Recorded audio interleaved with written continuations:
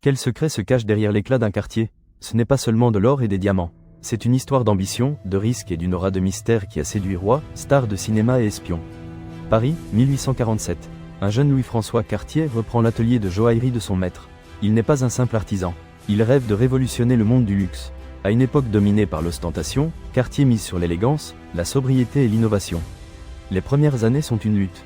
La concurrence est féroce. Mais Cartier a une vision. Créer des bijoux qui soient des œuvres d'art, des symboles de statut, mais aussi des pièces intemporelles qui transcendent les modes passagères. Le tournant décisif arrive avec l'exposition universelle de Paris. Cartier éblouit le monde avec des designs audacieux, inspirés par la nature, par des cultures exotiques, par l'histoire même de la France. La noblesse et la bourgeoisie parisienne tombent sous le charme. Mais Cartier ne se contente pas de cela. Il sait que pour conquérir le monde, il faut plus que de jolis designs. Il faut créer une expérience, un univers d'exclusivité et de sophistication. Il ouvre des boutiques dans les meilleures rues de Paris, Londres et New York. Il transforme ses magasins en temples du luxe, où chaque détail est pensé pour séduire le client. L'expansion est imparable. Cartier devient le joaillier des rois. Édouard VII d'Angleterre le proclame joaillier des rois, roi des joailliers. De l'Espagne à la Russie, les maisons royales succombent à ses charmes. Les bijoux Cartier deviennent des symboles de pouvoir, de bon goût, d'une vie pleine de privilèges. Les héritiers de Louis-François, Alfred, Pierre et Jacques, continuent l'héritage familial. Chacun apporte sa touche personnelle. Alfred, l'esprit d'entreprise. Pierre, le génie de la finance. Jacques, l'explorateur, le chercheur de gemmes exotiques dans les recoins les plus reculés de la planète. C'est à cette époque que naît l'une des icônes les plus emblématiques de la marque, le bracelet Love. Un design minimaliste, presque austère, avec deux demi-lunes qui s'unissent avec un tournevis. Un symbole d'amour éternel qui ne peut être ouvert qu'avec l'aide de la personne aimée. Et c'est là qu'intervient le mythe, la légende urbaine qui entoure le bracelet Love. On dit qu'à ses débuts, Cartier interdisait sa vente aux couples qui ne démontraient pas être véritablement amoureux. Que les vendeurs devaient interroger les clients, enquêter sur leur relation, s'assurer que leur amour était digne de porter un Cartier Love.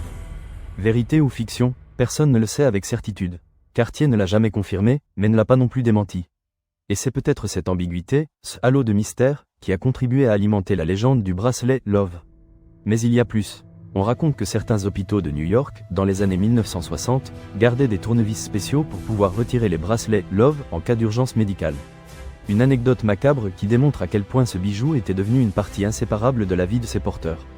Au-delà des mythes, Cartier a su se réinventer au fil des années.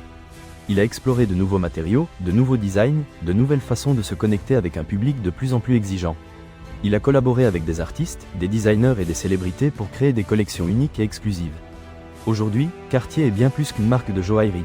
C'est un symbole de luxe, d'élégance, de bon goût. Mais c'est aussi une histoire d'ambition, d'innovation et d'une aura de mystère qui continue de séduire des personnes du monde entier. Des montres qui défient la gravité aux diamants qui semblent capturer la lumière des étoiles, Cartier a su créer un univers de fantaisie et de sophistication qui transcende les modes passagères. Cartier a survécu à des guerres, des crises économiques et des changements culturels. Il s'est adapté aux nouveaux temps sans perdre son essence. Il a su maintenir son aura d'exclusivité et de sophistication, attirant une clientèle exigeante qui cherche plus qu'un simple bijou. Elle cherche une histoire, un symbole, une émotion. Quel est le secret de son succès? Peut-être sa capacité à créer des objets qui ne sont pas seulement beaux, mais aussi significatifs. Des objets qui nous connectent à nos rêves, à nos aspirations, à notre propre histoire. Car parfois, derrière l'éclat d'un diamant, il y a toute une histoire que peu connaissent. Si cette histoire vous a plu, n'oubliez pas de vous abonner et d'activer la cloche pour ne manquer aucun mythe ou légende de vos marques préférées. On vous attend dans la prochaine vidéo.